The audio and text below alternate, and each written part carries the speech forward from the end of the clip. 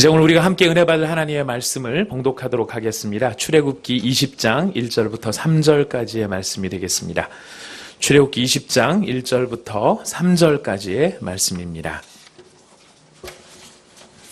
출애굽기 20장 1절부터 3절까지의 말씀. 다 찾으셨으면 우리 목소리를 합하여 함께 본문 말씀을 봉독하도록 하겠습니다. 같이 읽겠습니다. 시작.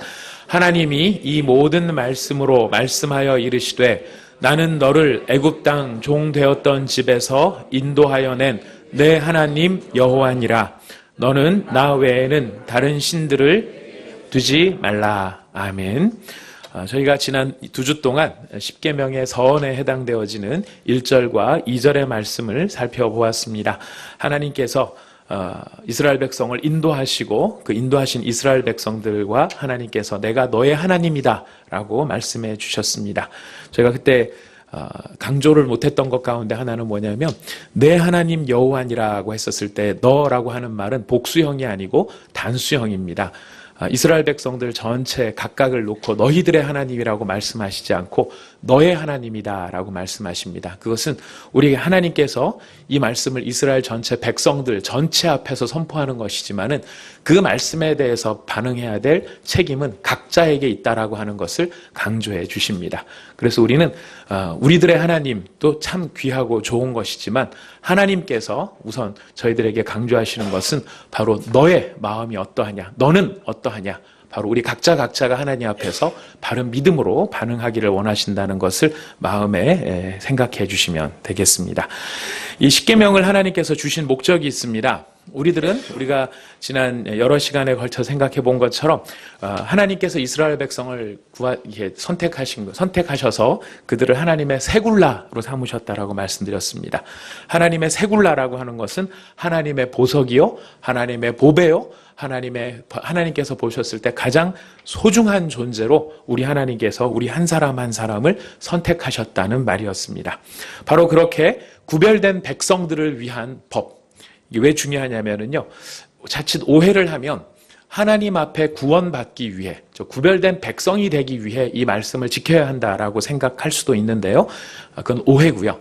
하나님께서 이 법을 주신 것은 이미 구별하신 백성, 이미 하나님께서 거룩해 하신 백성들이 그 구별된 백성으로서 살아가는 법, 그 법으로 이 율법을 또 십계명을 주셨다는 것입니다. 그래서 이 십계명이라고 하는 것은 하나님이 정하신 인간답게 사는 길인데요. 바로 그 인간답게 사는 길을 위해서 하나님께서 십계명을 주셨는데 이 십계명은 여러분들이 잘 아시는 것처럼 큰 내용상 두 가지로 나누어집니다. 하나는 하나님과의 관계. 우리가 인간답게 하나님 앞에서 인간답게 살아가기 위해서는 하나님과의 관계를 어떻게 맺을 것이냐 하는 것이 인간답게 사는 방법이고요. 두 번째는 다른 사람들과의 관계를 어떻게 할 것인가 하는 것이 인간답게 살아가는 방법. 그 관계가 건강할 때, 하나님과의 관계가 건강하고 인간과의 관계가 건강하고 할 때 사람은 비로소 하나님 앞에서 건강하고 가치 있는 삶을 살아갈 수 있게 된다는 것을 우선 이 십계명은 우리에게 이야기를 해주고 있습니다. 그래서 하나님과 맺은 관계를 우리가 지속하고 그 관계를 건강하게 더 잘 성장시켜 나가기 위하여 하나님이 주신 이 말씀을 잘 기억하고 지키는 것이 우리에게는 굉장히 중요한 의미가 있게 되는 것입니다. 이 십계명의 구조를 제가 두 가지로 우선 구별해서 말씀을 드렸는데요. 이제 그 하나님과의 관계, 사람과의 관계에 있어서 잘 아시는 것처럼 1계명에서부터 4계명까지는 바로 하나님과의 관계를 의미하죠. 이 하나님과의 바른 관계를 우리는 관계를 표현하는 것을 전문 용어로 두 글자로 예배라고 합니다.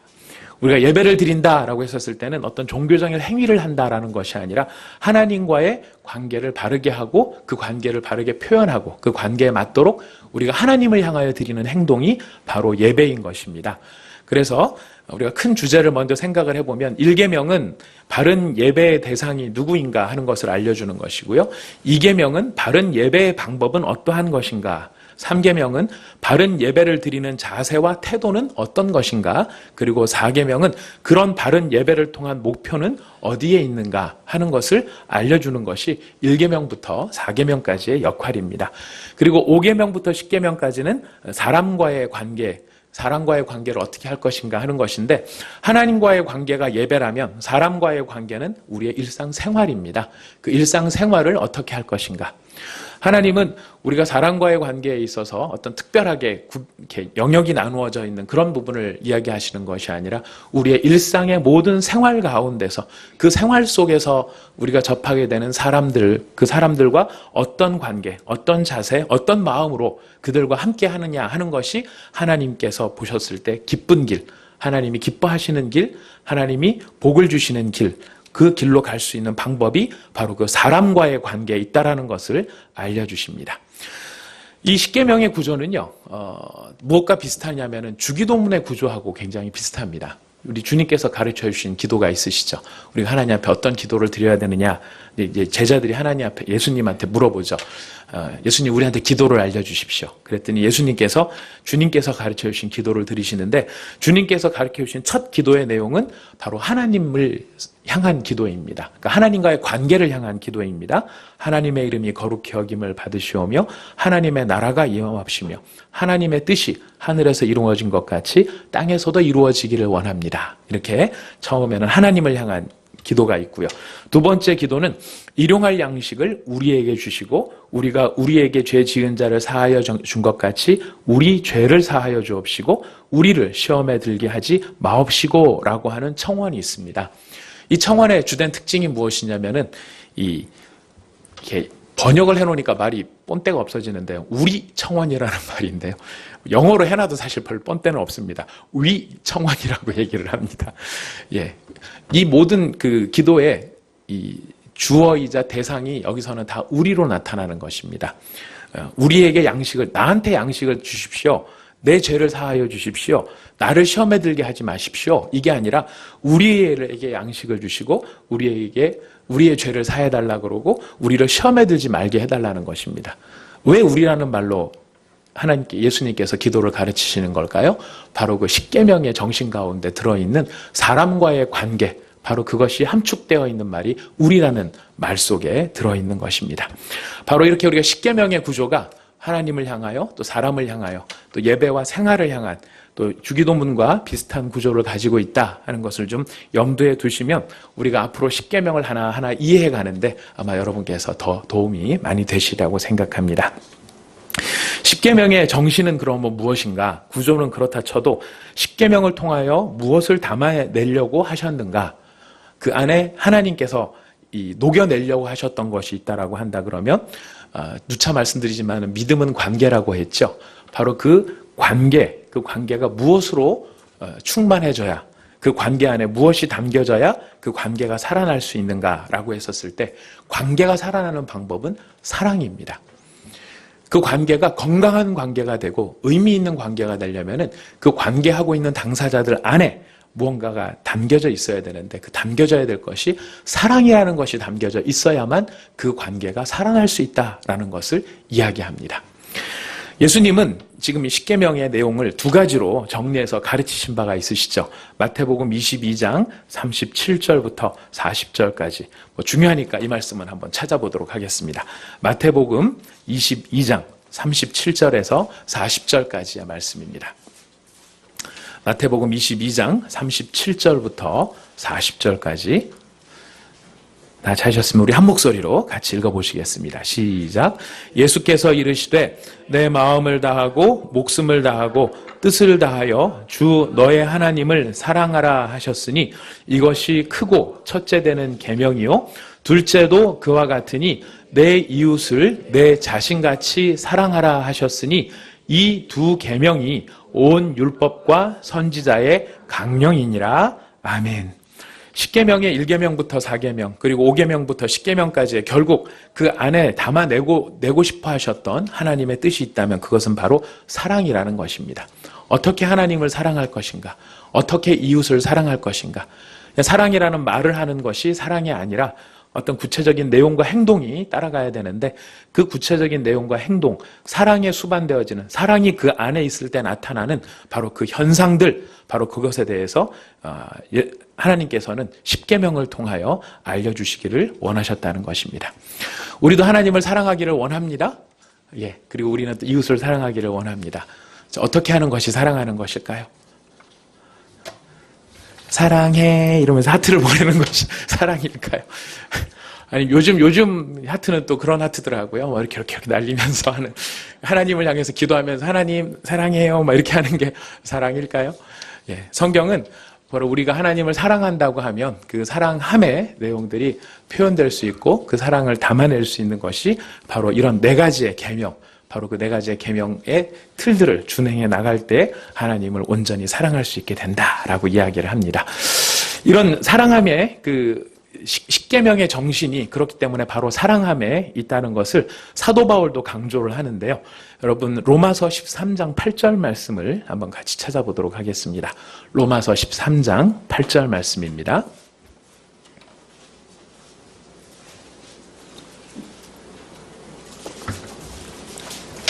로마서 13장 8절 말씀 같이 읽어보겠습니다. 시작. 피차 사랑의 빚 외에는 아무에게든지 아무 빚도 지지 말라.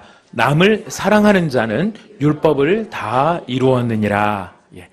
율법 조문이 전체적으로 합하면 670가지 가까이가 됩니다. 그 많은 율법들, 670가지나 되는 그 많은 율법들을 하나로 함축을 하자면 결국은 남을 사랑하라 하는 이야기라고 사도 바울은 이야기합니다. 갈라디아서 5장 14절을 한번 또 찾아보시겠습니다. 갈라디아서 5장 14절 같은 내용의 말씀을 또 이렇게도 표현을 하십니다.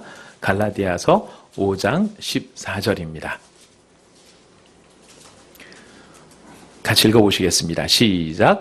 온 율법은 내 이웃 사랑하기를 내 자신같이 하라 하신 한 말씀에서 이루어졌나니.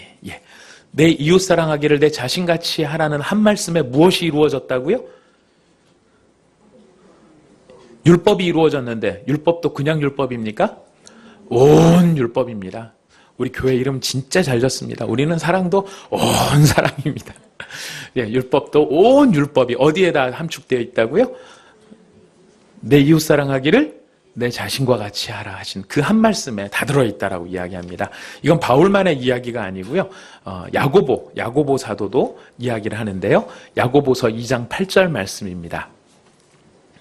야고보서 2장 8절 말씀.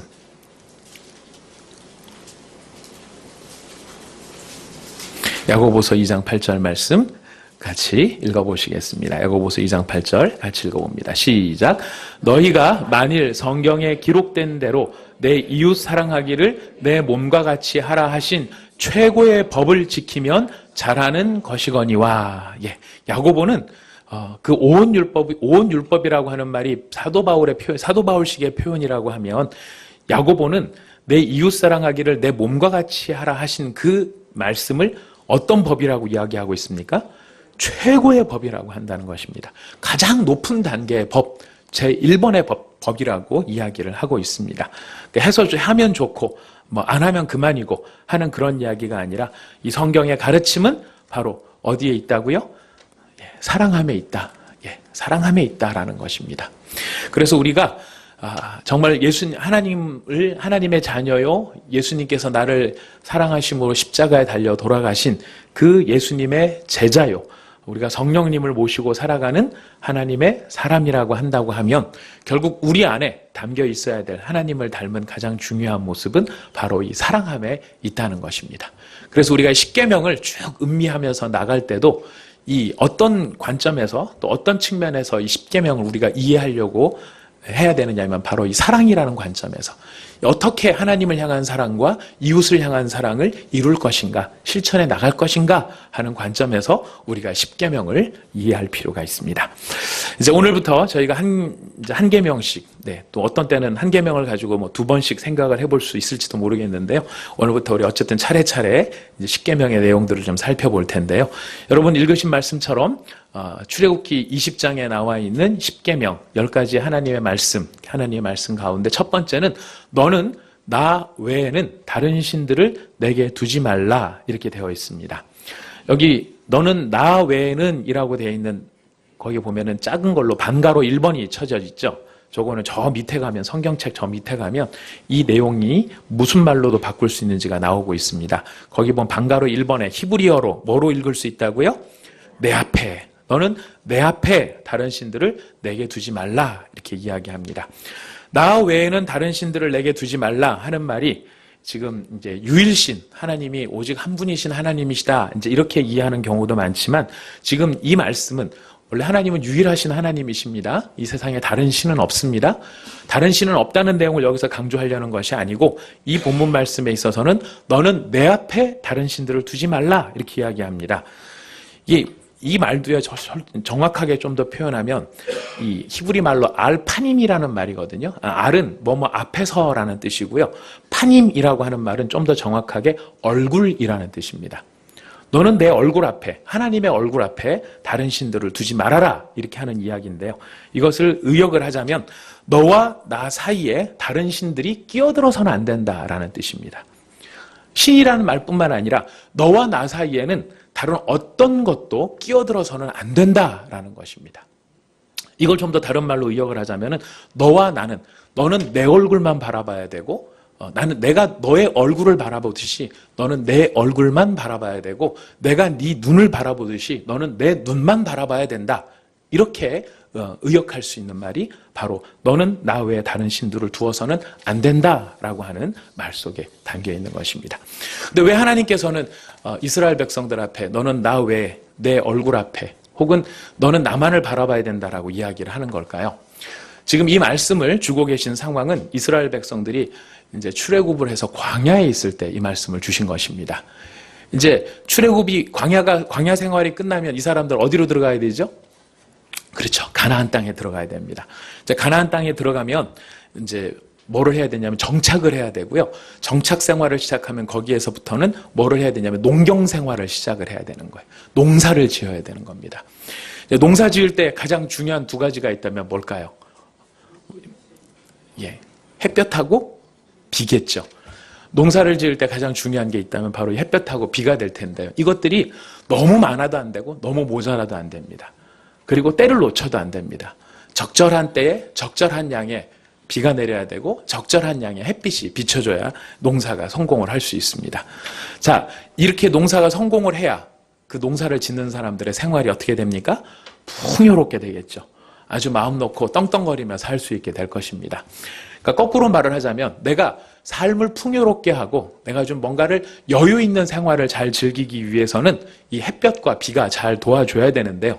가나안 사람들은 그러니까 처음 그 땅에 이스라엘 백성들이 들어가서 이제 정착을 해야 되는 그 가나안 땅에 살았던 원주민들은 바로 이 햇빛과 비를 누가 주장한다고 생각했냐면 바알과 아스타롯이라고 하는 신들이 주장한다고 생각한 거예요.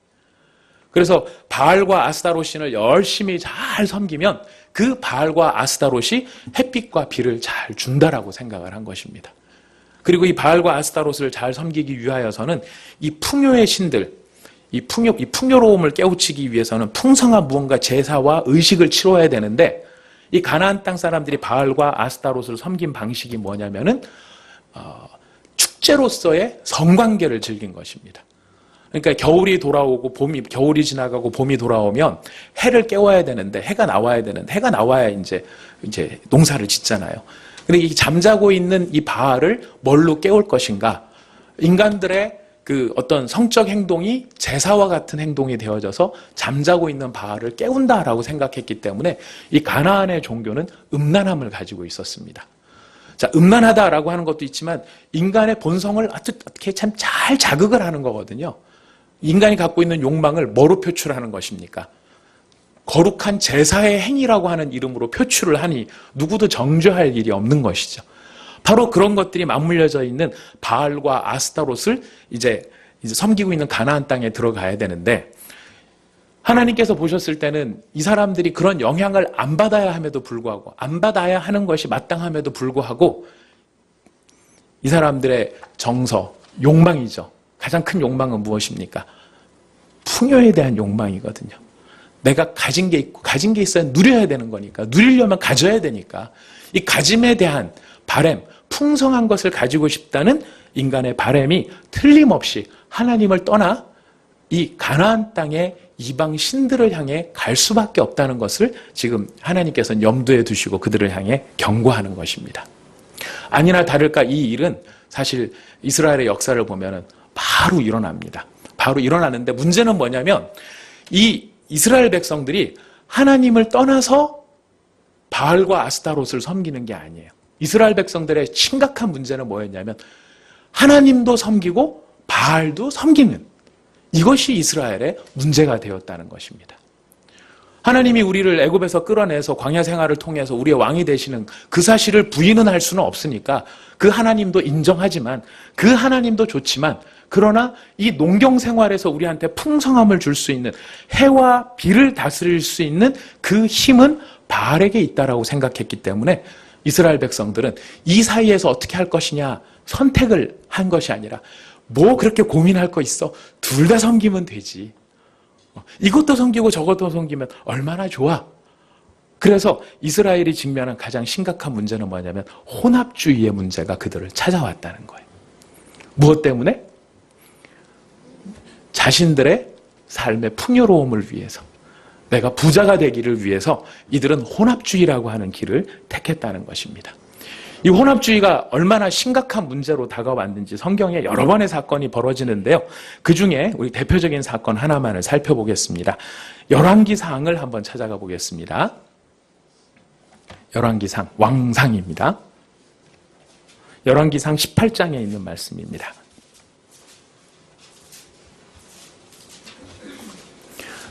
열왕기상 18장 21절 말씀. 열왕기상 18장 21절 말씀 같이 읽어봅니다. 시작. 엘리야가 모든 백성에게 가까이 나아가 이르되 너희가 어느 때까지 둘 사이에서 머뭇하려느냐? 여호와가 만일 하나님이면 그를 따르고 바알이 만일 하나님이면 그를 따를지니라 하니 백성이 말 한마디도 대답하지 아니하는지라.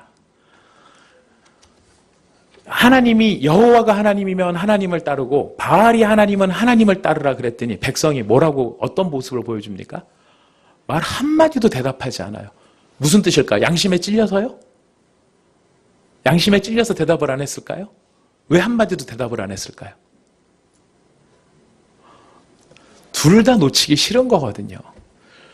둘 다 놓치기 싫은 마음에 바알이냐 여호와냐 선택해라 이 얘기를 하는데도 그 말을 꺼내지를 못하는 거예요. 본부인이랑 살래, 바람난 처랑 살래, 제 사랑은 둘 다예요. 이거랑 다를 바가 없는 상황이 되어 있는 게 이 혼합주의의 모습이라는 것입니다. 이 혼합주의의 모습에 대하여 이걸 지적하고 있는 이 갈멜산 산의 사건이죠. 이 갈멜산 산의 사건을 주도하고 온 선지자 엘리야. 이 엘리야라는 이름의 선지자가 여기에 등장하는 것은 사실 그냥 평범한 이야기가 아니고 엘리야라는 이름 자체가 지금 이스라엘의 혼합주의에 대한 하나님의 메시지가 됩니다. 엘리야라는 엘리야의 말이 무슨 뜻이냐면 나의 하나님은 여호와 한 분뿐이시다. 엘리야라는 말의 의미가 뭐냐면 나의 하나님은 여호와 한 분뿐이시다. 이 이야기 자체가 엘리야라는 이름에 들어있는 거예요. 나의 하나님은 여호와 한 분뿐이시다라는 이름을 가진 사람이 와서 지금 이스라엘 백성들을 혼합주의에 섞여 있는, 둘 다를 섬기겠다는 바로 그 이스라엘 백성들 앞에 서 있는 것입니다. 이것이 이스라엘 백성들에게 잘못된 모습이라는 것, 어떤 의미가 있습니까? 지금 이스라엘 백성들의 욕구 가운데는 뭐가 있는 것입니까? 이스라엘 백성들이 바라는 거는 풍요했어요. 풍요를 가져다 줄 수 있으면, 나한테 돈을 가져다 줄 수 있으면, 나한테 풍부함을 가져다 줄 수 있으면 여호와가 됐든 바알이 됐든 그것은 중요하지 않다는 겁니다. 왜 이들이 혼합주의를 떠나지 못하느냐면 A안도 갖고 있고 플랜 A도 있고 플랜 B도 있어야 플랜 A가 잘못되면 플랜 B라도 잡아서 어쨌든 나는 풍요로움을 얻을 거 아니냐. 지금 이 이스라엘 백성의 욕망과 교묘함이 여기에 담겨 있는 거예요. 우리나라 속담에도 이런 말이 있죠. 이런 말을 담고 있는 중요한 속담이 있습니다. 꽝 잡는 게 이게 70년대 학교를 다니시는 분들과 2000년대 학교를 다니시는 분들의 반응이 색다른 것 같습니다. 처음 들어보는 분도 계신 눈빛이에요. 제 눈빛을 보니까. 옛날 속담에 보면은 꽝 잡는 게 매라는 게 있습니다. 그게 무슨 뜻입니까? 꽝만 잡을 수 있다면 다 매라는 거예요. 매라서 꼭 꽝을 잡는 게 아니고 여기 참새가 꽝을 잡으면 그 참새도 매가 되는 거예요. 무슨 뜻이냐면 목적만 이룰 수 있다면 모든 수단은 정당화될 수 있다라고 하는 것이 바로 꽝 잡는 게 매라는 것입니다. 내가 성공만 할 수 있다면 그게 꼭 매가 아니어도 다른 것이라도 내가 성공만 할 수 있으면 그것들을 다 잡을 수 있다. 이 이야기는 하나님을 경배와 사랑으로 대상으로 생각하는 것이 아니라 바로 하나님을 내 문제를 해결해 주는 수단으로 생각하고 도구로 생각하는 것입니다. 이스라엘 백성이 여호와를 안 믿은 게 아닙니다. 믿은 거예요. 제사를 안 드린 게 아닙니다. 제사를 드렸어요. 모든 성전 제도를 회파한 게 아닙니다. 성전에서 열심히 제사를 드렸습니다. 그러나 바알을 떠나지 못하는 이 이스라엘 백성의 마음은 어떤 마음이냐면 하나님, 제가 제사를 드려줄 테니까 제사를 받으시고 제가 시키는 일들을 하십시오. 제가 하나님이 기뻐하시는 대로 11조도 갖다 바치고 드리라는 5가지 제사도 다 드리고 하라는 것대로 다 할 테니까 하나님 이 제사 받아 드시고 내가 시키는 일을 다 하시기 바랍니다. 마치 모랑 같은가요? 하나님은 주권자가 아니고 나의 종이 돼서 내가 헌금 주고 부리는 하인과 같은 심부름센터 직원과 같이 되는 것이 바로 하나님의 모습인 것입니다. 여호와와 바알을 동시에 섬기는 그 욕망 가운데 담겨있는 가장 심각한 문제는 뭐냐면 하나님은 사랑의 대상이 아니고 내 지배의 대상이 되고 있다는 거예요. 지금 하나님께서 내 앞에 다른 신을 두지 말아라.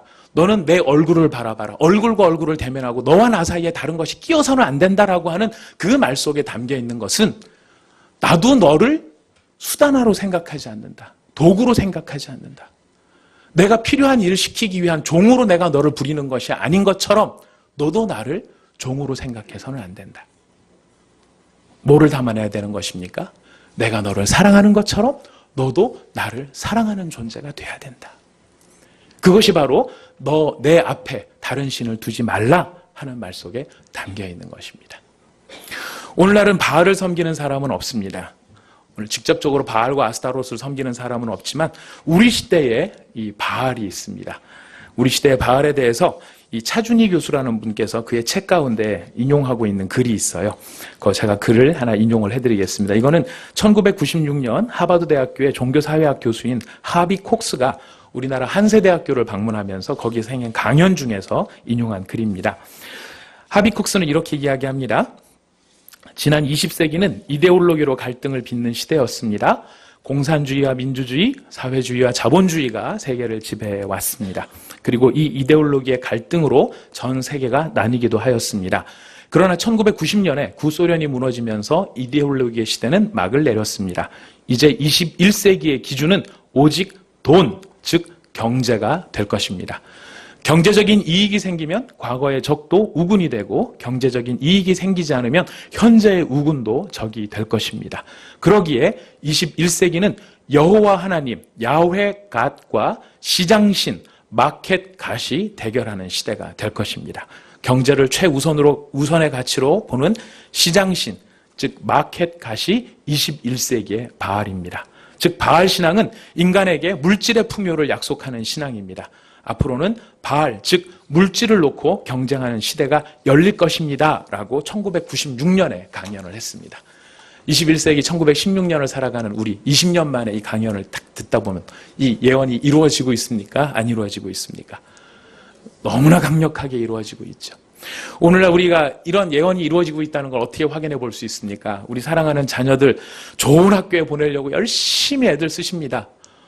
좋은 고등학교, 좋은 중학교 보내는 것을 넘어서요. 심지어 좋은 초등학교 보내려고 그러고요. 어떤 데는 좋은 유치원을 보내려고 아주 애를 씁니다. 엄마들이 밤새 줄을 서는 일 여러분 기사 가운데 보셨죠? 왜 그럴까요? 그 유치원 들어가면 어떤 좋은 일이 있어서요? 이제 그런 제도가 있다면서요. 부속 초등학교, 부속 고등학교 이런 거는 이 일정 이렇게 이 초등학교에 있으면은 이 유치원에서 이 초등학교로 가기가 쉽고 이 초등학교에서 그 내내 같은 재단의 중학교 가기가 쉽고 같은 중학교, 고등학교 가기가 쉬우니까 막판에 그 고등학교 들어가기가 힘드니 미리 유치원 때부터 집어넣어갖고 좀 편하게 가자 이런 게 있다고 합니다. 이 제도는 일본에서 저는 확실히 그 제도가 있다는 얘기는 들었거든요. 그 와사다 대학교 같은 우리한테도 잘 알려져 있는 유명한 대학교의 부속 유치원 출신들은 일정 비율이 와사다 대학으로 그냥 들어갈 수 있는 경쟁 없이 들어갈 수 있는 그런 TO가 열려 있다 그래요. 자, 그런 학교에 왜 보내려고 하죠? 훌륭한 사람, 사람다운 사람, 인격적으로 탁월한 사람 만들려고 그 학교 보냅니까? 아니죠. 우리 다 알고 있습니다. 왜 그 학교 보냅니까? 결국은 핵심은 하나예요. 결국은 좋은 대학 들어가라는 건데요. 좋은 대학 들어가라는 이유가 어디에 있습니까? 좋은 회사 들어가라는 거예요. 좋은 회사의 기준은 뭡니까? 돈 잘 버는 회사인 거예요. 왜 우리나라 사람들이 삼성과 현대에 들어가려고 그렇게 길을 쓰고 몇천 대 일, 몇만 대 일, 몇백 명 뽑는데 몇십만 명씩 몰리는 이유가 어디에 있습니까? 거기 들어가면 사람 되기 때문에 그렇습니까? 인격자가 됩니까? 관심 없어요. 거기 들어가면 돈 연봉이 얼마냐 하는 것이 바로 그 기준이 되기 때문에 그런 것이.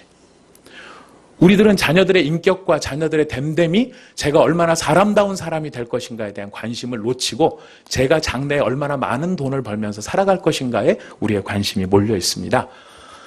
이제 그런 현실이 깝깝하니까 기독교인이 아닌 사람들도 각성을 해요. 야, 이게 아무리 좋은 대학 들어가고 좋은 직장 다녀도 결국 인간이 인간답지 못하니까 다 말짱 꽝이더라. 그래서 인간답게 한번 살아보자. 인간답게 되는 방법이 뭐가 돼 있나. 그래서 요즘에 곽광받는 게 뭐라고요? 인문학이에요. 인문학의 물결이 요원의 불길같이 확 타오르고 있죠. 인문학의 내용은 뭡니까? 문사철이라고도 보통 얘기하잖아요. 문사철, 여러분 말이 걸창해서 문사철이지 결국 뭐 읽는 겁니까? 인문학 한다는 사람들이 읽고 있는 책들이 뭐예요? 고전을 읽고 있는 거예요. 고전을. 사서삼경 읽고 그다음에 다른 종교의 어떤 경전을 읽고 좋은 고전이라는 책들을 읽어요. 그거 왜 읽을까요? 그 책을 읽다 보면 거기에 사람답게 사는 방법이 나와 있기 때문이라고 생각해서 읽는 거예요. 그 반성이 왜 일어났을까요? 지식 많고 정보를 풍요하게 갖고 있고 내가 남들보다 아는 것이 많다고 생각했는데 그게 나를 결국 사람답게 만들어주지 못하더라. 행복하게 못 만들어주더라. 행복하게 하려면 사람답게 살아야 되는데 결국 고전으로 돌아가서 옛날 사람들이 가르친 길을 가보자. 그래서 인문학이 부흥을 하는 겁니다. 인문학 여러분 말이 거창해서 인문학이죠? 여러분 별거 아니에요. 사실 따져놓고 보면. 근데 왜 그럴까요? 사실 또 그렇게 한다고 될까요? 오늘 우리 성경의 말씀은 사람이 사람답게 살아갈 수 있는 방법은 경전을 읽는 건 참 좋은데 그거는 대부분 다 사람과의 관계를 결정하고 있는 그런 내용을 이야기를 해요. 근데 거기서 사람을 잘 대해준다 하더라도 우리가 사람답게 되는 방법을 찾을 수 있느냐? 십계명은 분명하게 이야기를 하고 있습니다. 너희가 먼저 하나님을 사랑하지 않으면 사람답게 사는 방법을 찾을 수 없다라고 이야기합니다. 저는 인문학의 시대가 유행처럼 막 번지고 있지만 곧 한계에 부딪힐 거라고 그냥 혼자 생각을 해보고 있습니다. 왜? 제가 공부하기 싫어서? 남들 잘 되는 게 꼴 보기 싫어서? 아니요. 하나님 없이 사람 자신만을 백날 들여다봐야 또 다시 인간은 또 다른 벽을 만날 수밖에 없기 때문에 그런 것입니다. 자, 아무튼 바로 이렇게 자녀들을 좋은 학교에 보내려고 하는 이유는 인간답게 살기 위해서가 아니라 취직 잘해서 돈 잘 벌려고 하는 것이고요. 바로 그 일들을 위해서 오늘날의 우리 젊은이들이 하고 있는 일 중에 하나는 스펙 쌓기라는 게 있습니다. 저 이거 설교 준비하다가 알았는데요. 취준생의 5대 스펙이라는 게 있더라고요. 이 취준생이라는 말은 뭐냐면 취업 준비생 아시죠? 예. 5대 스펙이 뭘까요? 제가 누가 정리를 해놨더라고요. 학벌, 학점, 토익, 어학연수, 자격증이래요. 근데 이거는 이것도 벌써 옛날 얘기예요. 이게 8대 스펙이라는 게 나왔습니다. 이 학벌, 학점, 토익, 어학연수, 자격증 외에 뭐가 더 들어가야 되느냐? 봉사활동, 인턴, 수상 경력. 이게 8가지가 들어가야 8대 스펙이 갖춰져서 좋은 직장을 들어간대요. 그러니까 이제 봉사활동까지 들어가야 되니 이 봉사활동이 어떤 것으로 전락을 했는가? 연합뉴스 2016년 7월 3일자 기사에 이런 기사가 나왔습니다. 여름방학이면 농촌을 찾아 농민의 지친 일손을 돕던 농활, 농촌 봉사활동의 인기가 점점 시들어가고 있다. 이제 방학을 맞은 대학생 봉사활동도 해외가 대세다. 대학생들은 오지를 경험하면서 봉사의 가치를 느껴볼 수 있는 데다 나중에 취업에도 도움이 된다며 이역만리 타국으로 떠나기를 주저하지 않는다. 중간 생략하고요. 자, 대학가 일부에서는 해외 봉사활동의 순수성을 의심하는 시각도 있다. 봉사보다는 외국에 한번 나가보고 싶어서 참가하거나 취업 자기소개서 경력사항에 한 줄 넣기 위해 참가하는 게 아니냐는 지적이다. 연세대 국제대학교에 다니는 이모 씨는 주변에 10명 중 1명 정도는 해외 봉사활동을 다녀온 것 같은데 이들 상당수가 봉사가 아닌 여행을 가는 듯한 기분으로 떠나는 것 같다면서 국내 농촌보다는 해외 오지에서 봉사활동을 하는 게 더 폼나는 일이라고들 생각하는 것 같다고 말했다. 실제로 한양대는 이러한 분위기를 감지하고 올해 22년 만에 처음으로 해외 봉사 프로그램을 운영하지 않기로 했다.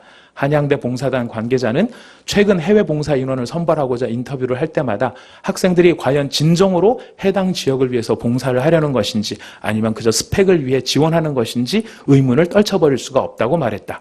이어 또 학교 관계자들끼리는 캄보디아는 여름에 봉사 포인트 찾기가 힘들어서 경쟁해야 한다는 말이 나올 정도로 본연의 의미가 퇴색할 만큼 과열됐다라고 적고 있습니다. 이런 상황을 반영하듯이 어느 한 대학생이 자조 섞인 말을 한 거를 읽어본 적이 있습니다. 내가 좋은 직장 들어가려고 나는 아프리카 어린이들의 눈물과 목숨을 팔아야 하는 것이 현실이다. 봉사활동의 의미는 그들의 눈물을 닦아주자는 것인데 그들의 눈물을 닦아주는 것이 내 목적이 아니라 내가 좋은 직장 들어가기 위해서 아프리카 아이들의 눈물과 목숨을 팔아야 하는 것이 나의 현실이다. 이것이 우리를 다스리고 있는 우리 시대의 바로 이 만몬주의라고 하는 것으로 귀결이 됩니다. 예수님께서 이 만몬이라는 말을 제일 먼저 쓰신 분은 예수님이십니다. 예수님께서 마태복음 6장 24절에 한 사람이 주인을 섬기지 못할 것이니 혹 이를 미워하고 저를 사랑하거나 혹 이를 중히 여기고 저를 경히 여김이라 너희가 하나님과 재물을 겸하여 섬기지 못하리라 그러셨는데요. 이 재물이라는 말이 히브리 말, 헬라어 말로 여러 가지 단어가 있는데 예수님께서는 이때 쓰시는 재물을 뭐라고 표현했냐면 만몬이라고 표현을 한 거예요. 이 만몬이라고 하는 말은 만모나스, 헬라어 뭐 다 필요 없고요. 핵심은 뭐냐면 이 만몬이라고 하는 말이 어디서 파생이 됐냐면은 아만이라고 하는 말에서 파생됐는데 아만 뭐랑 비슷합니까? 여러분이 알고 계시는 단어 가운데 성경에 나오는 단어 가운데 아만이랑 비슷한 게 뭐가 있습니까? 아멘이 있어요. 아멘이요. 아멘이라는 말이 아만에서 나온 거예요. 근데 동일하게 이 아만이라고 하는 말에서 나온 말이 만몬이라는 말이거든요. 이걸 풀이하자면 이거예요. 누군가 신뢰하는 것, 내가 의지하는 것이라는 말이 만몬이라는 뜻에 담겨 있는 것입니다. 우리가 아멘 할 때는 나도 믿습니다 이런 표현이죠. 마찬가지로 지금 하나님을 섬길 것이냐 재물을 섬길 것이냐 했었을 때 그 재물이라는 말을 예수님은 만몬이라는 말로 표현하면서 나는 이걸 믿습니다. 난 이걸 의지합니다. 이것을 재물로 표현하셨다는 거예요. 여러분 영어 잘하시니까 잘 아실 겁니다. 부동산을 표현하는 영어 표기가 뭡니까? 네, 에스테이트도 있지만은 예, 공부들을 많이 하셨네요. 네, 리얼티라는 말도 있습니다. 리얼이라고 하는 말에 ty를 붙여서 리얼티가 있어요. 무슨 말입니까? 실제고 현실이라는 뜻이죠. 뭐가 실제입니까? 뭐가 현실입니까? 결국 부동산이 실제라는 거예요. 여기서 많이 듣던 얘기 아닙니까? 주식도 필요 없고 다 필요 없어. 뭐가 최고죠? 땅이 최고입니다. 뭐가 현실이죠? 땅이 현실인 거예요. 놀랍게 우리나라 사람만 생각하는 게 아니에요. 영어권에 있는 사람도 뭐가 현실이냐? 부동산이 현실이다. 뭡니까? 뭘 의지한다는 겁니까? 재물을 의지하고 만몬을 의지하는 것. 근데 우리가 지금 똑같이 이 이스라엘 백성들의 처지에 지금 놓여 있는 거예요. 네가 하나님을 섬길 것이냐, 바알을 섬길 것이냐. 이 외쳤던 엘리야의 말처럼 네가 하나님을 섬길 것이냐, 만몬을 섬길 것이냐. 그랬을 때 우리는 이스라엘 백성과 비슷한 현상들을 보이는 때가 많더라는 겁니다. 아무 말도 하지 않고 입을 다물고 있는 거예요. 왜 입을 다물고 있는 걸까요? 목사님, 신앙도 아무리 좋지만 돈 없이 살 수 있습니까? 당신은 돈 없이 살 수 있나요? 목사님은 월급 안 받으면 살 수 있습니까? 예, 월급 안 받지 말라는 거 아닙니다. 돈 벌지 말라는 얘기 아닙니다. 무슨 이야기입니까? 돈을 섬기지 말라는 거예요. 우리가 눈을 마주치고 얼굴을 마주쳐야 될 대상은 하나님 한 분이시지, 우리가 돈과 눈을 마주치고 재물과 눈을 마주치고 부동산과 얼굴을 대하면서 네가 나를 지켜줄 존재다라고 생각하는 그것이 하나님 앞에 잘못된 것이라는 것입니다. 하나님은 그 모든 것들은 너와 내가 서로 사랑함으로 내가 너에게 주는 선물과 같은 것들이고 너는 그것들을 다스려야 될 존재이지 그것들에 끌려다니면서 지배당해야 될 존재가 아니라는 것입니다. 우리가 진정한 자유를, 세상이 우리를 억압하지 못하고 세상이 우리를 흔들지 못하는, 세상이 우리를 지배할 수 없는 유일한 방법은 무엇입니까? 우리가 재물과 눈을 맞추고 재물과 얼굴을 대면하고 내 앞에 만몬, 나는 이것을 믿습니다라고 하는 것을 두는 이상 우리는 그것에 끌려다닐 수밖에 없습니다. 우리가 그 모든 잘못된 속박을 마치 애굽 땅에서 탈출하듯이, 우리를 얽어매고 있는 애굽으로 탈출하듯이 탈출할 수 있는 유일한 방법은 우리가 눈을 마주쳐야 될 유일한 대상, 바로 그 하나님 앞으로 돌아오는 것입니다. 하나님을 섬길 것인가, 아니면 만몬을 섬길 것인가. 우리 모두가 하나님 앞에 하나님만을 바라보는 그런 온전한 믿음의 사람이 되실 수 있기를 바라겠습니다. 우리가 그 하나님만을 섬긴다는 말은 주님께 나의 마음을 온전히 드립니다. 내가 소망할 분은 하나님 한 분이십니다. 나의 기쁨이 되시고 나의 소망이 되시고 나의 의지가 되는 유일한 분이십니다. 나는 그 하나님과의 관계가 가장 중요한 것이고 나는 무슨 일이 있더라도 오직 하나님과만 눈을 맞추겠습니다. 하나님과 눈을 안 마주치고요, 이 만몬하고 계속 눈을 마주쳤던 분들은 만몬이 떠나가면은요 삶의 의미를 잃어버려요. 그래서 어떻게 하십니까? 심한 경우는 자살까지 하잖아요. 하나님하고 눈을 안 마주치고 딴 거하고 눈을 잘 마주치다가 마치 첫사랑 그 여자가 떠나서 내가 죽을 것 같이 생각된 그 괴로움처럼 돈을 바라보고 있다가 돈을 떠나가고 나면 죽을 것처럼 생각하면서 진짜 죽어버리는 경우들도 있더라는 거예요. 지금 오늘 하나님께서 오늘 10계명의 첫 계명을 통하여 우리에게 주시는 말씀, 너는 내 앞에 다른 신을 있게 하지 말라. 이 말씀은 오직 누구만을 바라보라는 이야기십니까? 하나님만을 바라보는 것이고요. 누구랑만 눈을 마주치라는 것입니까? 하나님. 누구와만 얼굴을 대면하라는 것입니까? 하나님과만 대면하라는 것입니다. 바로 그 하나님과 눈을 맞추시고 하나님과 얼굴을 대면함으로 말미암아 여러분의 모든 인생이 참된 진리를 찾아가는, 여러분 진정으로 복되고 가치 있는 삶을 사시는 여러분이 다 되시기를 부탁드리겠습니다. 예, 잠깐 기도하겠습니다.